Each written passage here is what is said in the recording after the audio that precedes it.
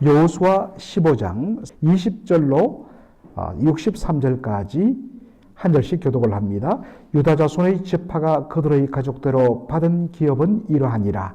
유다 자손의 지파의 남쪽 끝 에돔 경계에 접근한 성읍들은 갑스엘과 예델과 야굴과 기나와 디모나와 아다다와 게데스와 하솔과 인난과 십과 델렘과 부알롯과 하솔 하다다와 그리옷 헤스론 곧 하솔과 암맘과 세마와 몰라다와 하살가다와 헤스몬과 벳벨렛과 하살수알과 보엘세바와 비스요다와 바알라와 이임과 에셈과 엘돌랏과 그실과 홀마와 시글랏과 만만나와 산산나와 러바옷과 실힘과 아인과 림몬이니 모두 29 성읍과 그 마을들이었으며 평지에는 에스다울과 소라와 아스나와 사노아와 엔간님과 답부아와 에남과 예로뭇과 아둘람과 소고와 아세가와 사라임과 아디다임과 그데라와 그데로다임이니 14 성읍과 그 마을들이었으며 선안과 하다스와 믹달갈과 딜란과 미스베와 욕드엘과 라기스와 보스갓과 에글론과 갑본과 라맘과 기들리스와 그데롯과 벳다곤과 나아마와 막게다이니 16 성읍과 그 마을들이었으며 림나와 에델과 아산과 입다와 아스나와 너십과 그일라와 악십과 마레산이 9 성읍과 그 마을들이었으며 에그론과 그 촌락들과 그 마을들과 에그론에서부터 바다까지 아스돗 곁에 있는 모든 성읍과 그 마을들이었으며 아스돗과 그 촌락들과 그 마을들과 가사와 그 촌락들과 그 마을들이니 애굽 시내와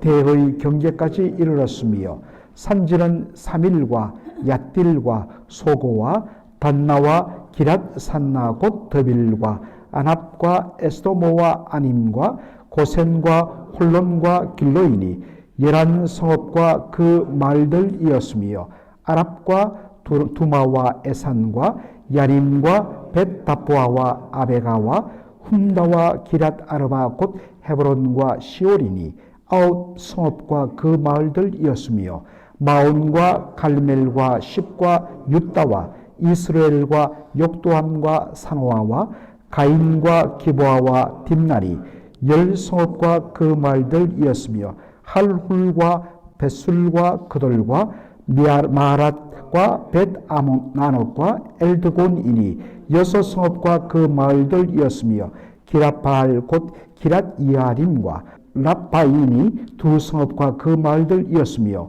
광야에는 벳아라바와 미딘과 스가와 립산과 소금 성읍과 엔게덴이 6 성읍과 그 마을들이었더라. 예루살렘 주민 여부수 족속을 유다 자손이 쫓아내지 못하였으므로 여부수 족속이 오늘까지 유다 자손과 함께 예루살렘에 거주함이라. 아멘. 오늘 저는 유다 지파의 성읍들이란 제목으로 말씀을 나누고자 합니다. 여러분 오늘 끝없이 이어진 그리고 거의 한 번도 들어보지 못하고 발음해 보지 못한 그러한 정말 독특한 히브리 단어로 이어지는 마을들 이름을 저희들이 읽었습니다. 아마도 여러분들 성경을 읽을 때 이런 부분이 나오면 어떡하죠? 패스입니다. 예, 사실 그래도 큰 문제는 없습니다. 그런데 여기에 오늘 이 본문에도 참 하나님께서 귀한 그러한 내용들을 담아 놓고 계신 것을 우리가 보게 됩니다. 어제 본문에서는 유다 지파가 분배받은 그 땅의 동서남북 경계 부분을 우리가 살폈습니다. 오늘 본문은 그 유다 지파가 분배받은 땅에 있는 마을들, 동네들, 그 주변 부락들에 대한 자세한, 너무나도 친절하고 자세한 소개가 나옵니다. 여러분 한 번 다 헤아려 보셨는지 모르겠는데 여기에 쭉 명단이 나오고서 몇 개 성읍들 그리고 그 주변의 촌락들이란 말이 중간중간에 반복 정리되어 나옵니다. 학자들에 따르면 이것을 다 더하면 115개 성읍이 된다고 이야기합니다.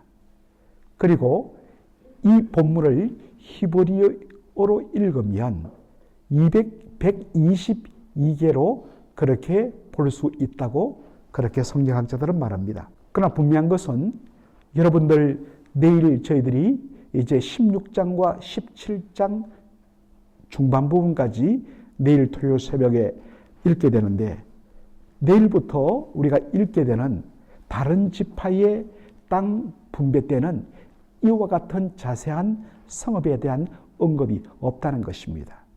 다만 이 지파는 바로 동쪽의 경계는 어떻고, 남쪽의 경계는 어떻고, 서쪽의 경계는 어떻고, 북쪽의 경계는 어떻게 지나간다라는 큰 어떤 그림만 그렇게 보여주고 있습니다. 반면에 유다 지파는 동서남북 경계뿐만 아니라 그 속에 있는 아주 자세한 마을 이름까지 다 일일이 소개한 것을 보게 됩니다. 여러분, 이것은 바로 유다 지파가 실제적인 장자 역할을 감당하고 있음을 잘 보여주기 위한 것입니다. 흥미로운 것은 여호수아 15장 26절로 32절에 나오는 성읍들입니다. 바로 그게 보면 26절부터 32절에 아맘과 세마와 몰라다와 라부터 시작해서 러바옷과 실힘과 아인과 림몬이니 하는 이러한 성읍들, 29의 성읍들과 그 마을들 이름이 이렇게 자세하게 언급되어 있습니다. 그런데 여러분, 이 우리에게는 너무나 낯설고 굳이 기억할 필요가 없는 이 마을들, 성읍들 이름이 바로 여호수아 19장 2절로 8절에 나온다는 것입니다. 그런데 여러분, 여호수아 19장 여러분 1절 보면, 자, 시몬 곧 시몬 자손의 지파를 위하여 그들의 가족대로 제비를 뽑았으니 그들의 기업은 유다 자손의 기업 중에라 라고 이야기하면서 2절부터 8절에 바로 우리가 조금 전에 살폈던 여호수아 15장에 나오는 유다 지파의 성읍들 이름이 그대로 나온다는 것입니다. 자, 이것은 뭘 보여주느냐? 바로 19장 1절에 있는 대로 시몬 지파의 기업들은, 시몬 지파가 분배받은 땅은 유다 자손의 바로 기업, 그 땅에서 그들이 분배받았다는 사실입니다. 왜냐하면 여러분들, 시몬 지파는 12지파 중에서 가장 약한 지파였습니다. 이미 우리는, 제가 작년 12월 달에 한번 설교한 적이 있는데, 민수기 26장 보면 이스라엘 백성들이 출애굽하여서 40년 지난 후에 출애굽한 다음에 한번 인구조사를 처음 했고, 두 번째 인구조사는 바로 출애굽 40년 광야 연단을 끝마친 후 모압 평지에서 두 번째 인구조사한 것을 제가 다룬 적이 있습니다. 거기 보면 각 지파별로 인구들 숫자가 쭉 나오는데, 다른 지파는 바로 40년 전 첫 번째 인구조사에 비해서 큰 차이가 없었습니다. 어떤 지파는 오히려 숫자가 조금 더 는 지파도 있었는데, 유일하게 첫 번째 인구조사와 비교하여서 40년 후의 인구조사에서 절반 이하로 떨어진 유일한 지파가 바로 시몬 지파였습니다. 그리고 시몬 지파가 이렇게 급락하게 된, 완전히 쇠퇴하게 된 그 직접적인 이유가 바로 앞에 나오는 민수기 25장에 나오는 모압 평지에서 바로 그 모압, 더 정확히는 미디안 여인들과 우상 숭배하고 그 과정에서 음행을 범함으로 말미암아 연병 사건으로 24,000명이 하루 만에 죽임당하는데, 그 죽임당한 대부분의 사람이 바로 시몬 지파였다는 것입니다. 왜냐하면 그 일에 가장 주도적인 역할을 했던 사람이 시몬 족장이었기 때문입니다. 한 사람의 영향으로 말미암아 그 바로 시몬 지파의 상당수 남자들이 우상숭배와 음행에 참가해서 그들이 죽임을 당하게 된 것입니다. 여하간에 다른 지파에 비해서 바로 인구수가 절반 밑으로 떨어졌기 때문에 그들 자력으로서는 도무지 분배받은 땅을 차지하지 못한다는 것입니다.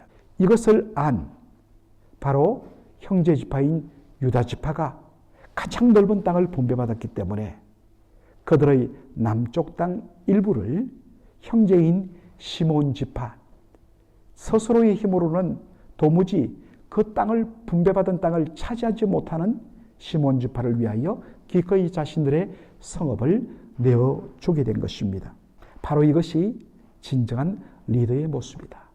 더 많이 받고 더 많은 힘을 가진 그들이 정말 약한 형제 지파를 위하여 자신의 것을 기꺼이 내어주며 함께 풍요함을 누리는 것, 이것이 진정한 건강한 공동체의 모습이 아닌가 생각합니다.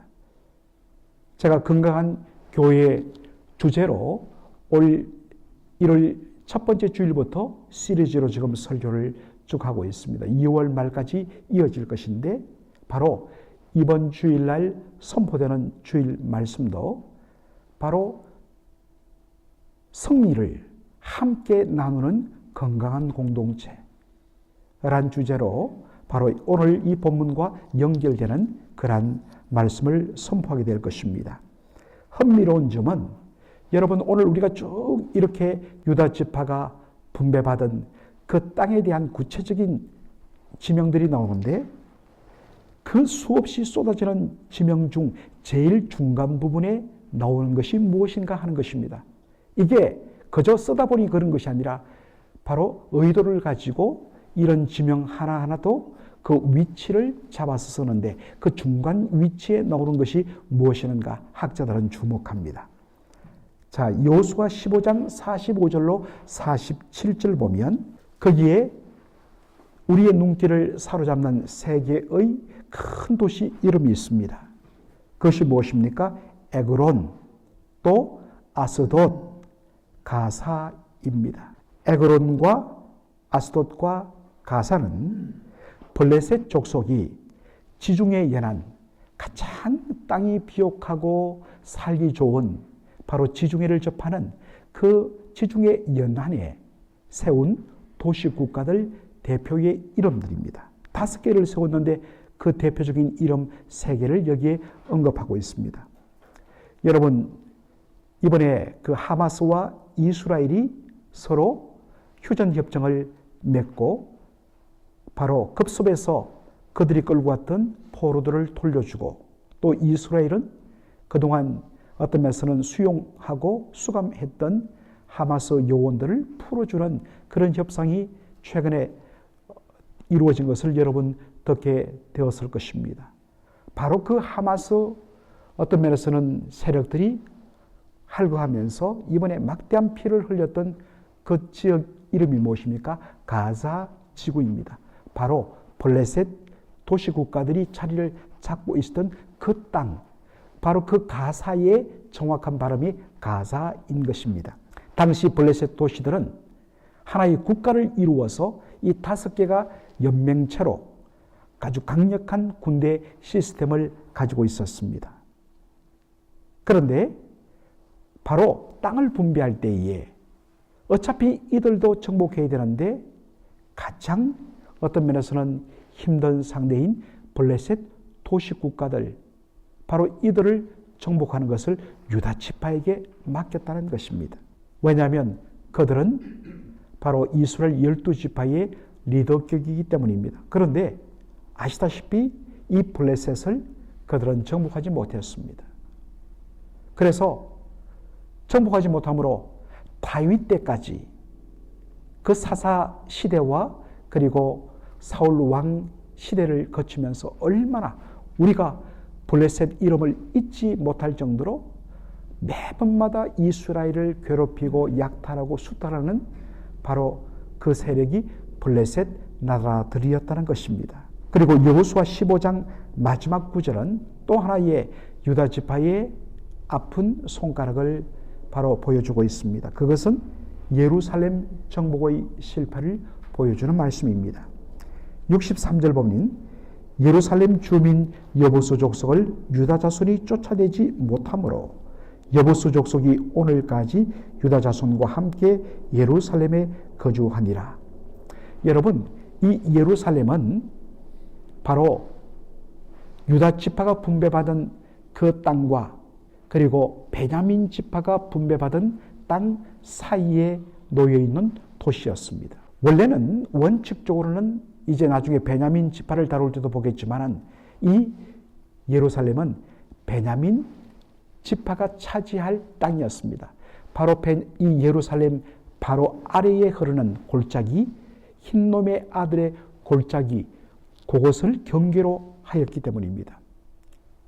그런데 베냐민 지파도 상대적으로 약한 지파였습니다. 그들이 이 예루살렘을 차지하지 못하는 것입니다. 그래서 그 모든 권한을 이음받아서 유다 지파가 이것을 차지하도록 되어 있었는데, 여러분, 예루살렘의 지형은 지금은 방문하면 쉽게 접근할 수 있습니다만 그 당시만 하더라도 아래쪽에서 위로 산을 타고 올라가는 그러한 형세였습니다. 그리고 꼭대기 가면 사방의 산들로 둘러싸인 천혜의 요새 속에 세워진 도시가 예루살렘이었습니다. 그러므로 이곳을 차지하고 원래 살고 있던 가나안 7족속 중에 하나인 여부수 족속들을 몰아내는데 실패하게 되었다는 것입니다. 그래서 오늘 마지막 본문은 여부수 족속이 오늘까지 함께 유다 자손과 함께 거주하였다라고 기록하고 마치고 있습니다. 그런데 여러분, 바로 여러 가지 이유가 있지만 이렇게 정복하지 못하고 중간에 알을 박는 것처럼 남겨둔 이러한 바로 가나안 족속들로 인해서 사사시대를 거치면서 이스라엘은 이 가나안 족속들의 문화와 우상숭배와 타락한 문화에 영향을 받아 오히려 부패해지고 타락해가는 모습들을 우리가 보게 됩니다. 그 결과 사사시대 300년간 이 가나안 족속들의 우상숭배와 타락하고 악한 문화가 바로 이스라엘 백성들 삶 속으로 파고들어서 그들을 오히려 타락시키고 맙니다.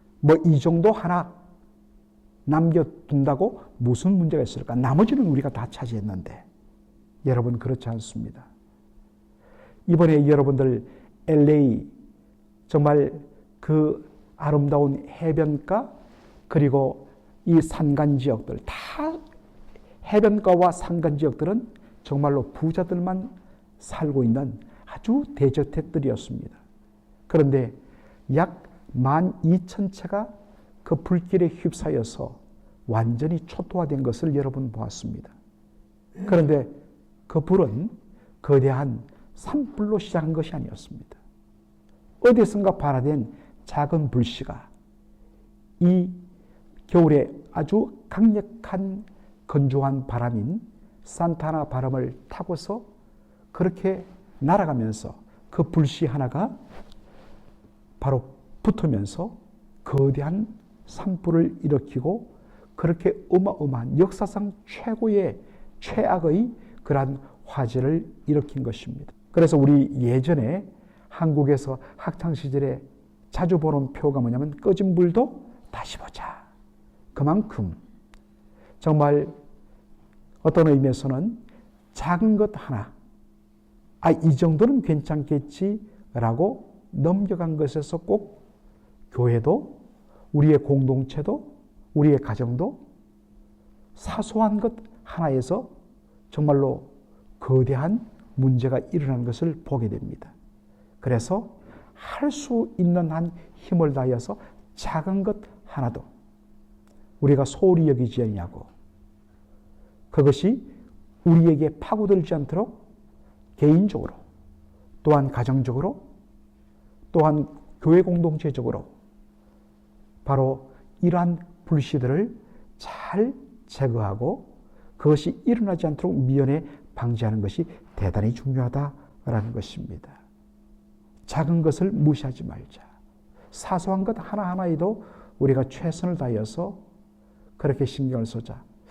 어떤 의미에서는 오늘 이 본문 말씀은 이 교회를 탐욕하고 있는 저에게는 더 강력한 메시지가 될 것입니다. 이 정도가 아니라 이 정도도 안 된다. 그래서 작은 것 하나하나까지 더 살피고 신경 써서 온 공동체가 건강하게 세워지도록 하는 것, 이것이 저의 사명인 줄 알고 오늘도 주 앞에 모든 것들을 바로 맡겨드리는 것입니다. 오늘 여러분의 삶도 그렇게 한번 점검해 보시는 이 시간 되기를 주의 이름으로 축원합니다. 아멘.